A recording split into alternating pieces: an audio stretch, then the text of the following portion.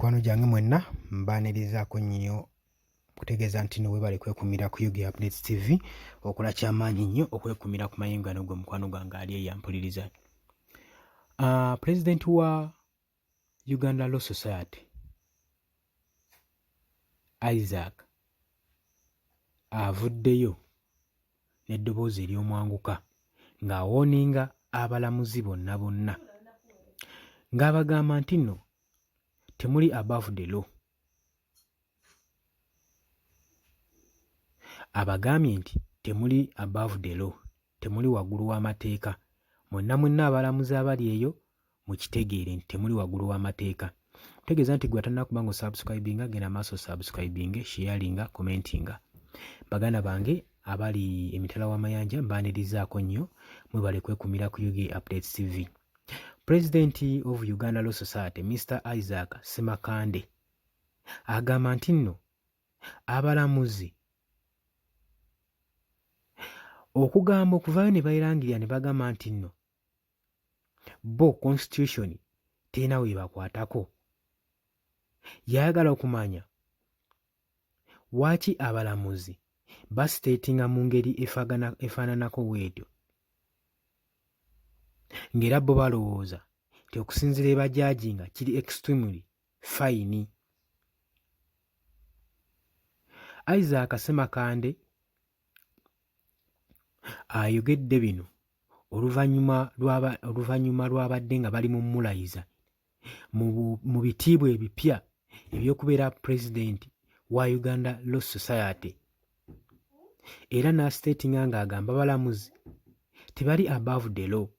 Ku ebyo n'agattako n'agamba nti nno abalamuzi abamu abakola multi practices bajja kubeera nga bakweshoningibwa era mu bikolo byonna ng'okimanyi you will be accounted it for.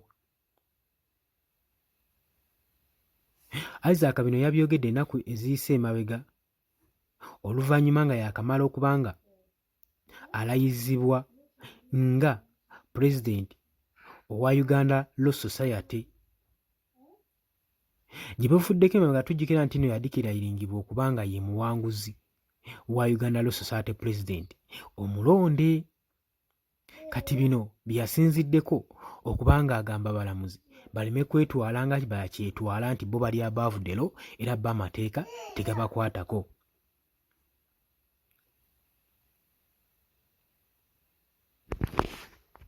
Ayongera n'abagamba nti nekyokubanga mutuula mu kkooti ne musala emisango ne muwa endowooza zammwe ne mukola judgment ng'embwa mulabye ne mukola criticism ez'enjawulo tekitegeeza nti no mugenda kukola criticism ezibafevalinga mmwe nga mmwe kuba mmwe ku digital screens nga ye mulowooza nga mwetwalira waggulu w'amateeka.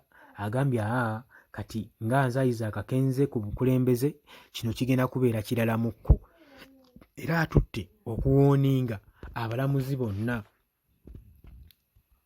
Agambye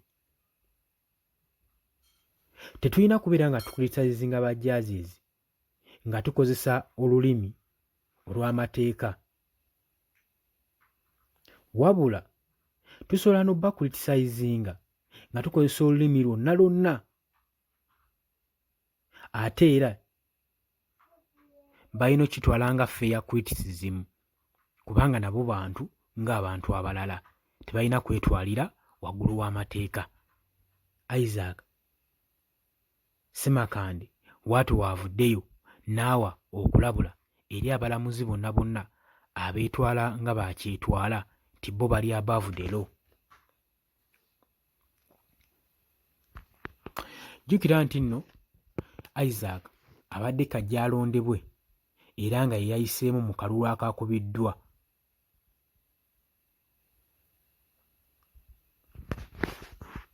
Yogeredde wali Makerere ku law nga bagezaako okuba nga bali ku conference eya Human Rights, Peace and Social Justice at Human Rights and Peace Center.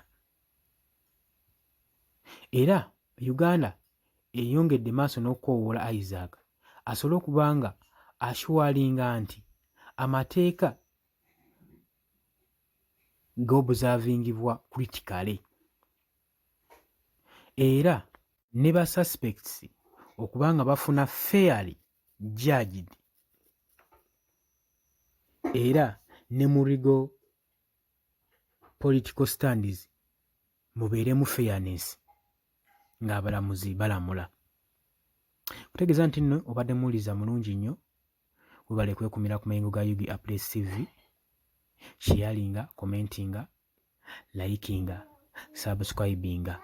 Baganda bange abali South Africa, abali Nairobi, abali mu Kenya, mbaagala nnyo mwebale kwekumira ku mayingo gano. Mwebale kwekumira ku mayingo gano ogayimirizaawo okulaba nga gagenda walaga omukwano gwange ali eyo ampuliriza. Kakati mukwano gwange kutegeeza nti nno woba omaze okusubscribinga kiri awo wansi ojja kulaba akagambo subscribe okonene mukadde.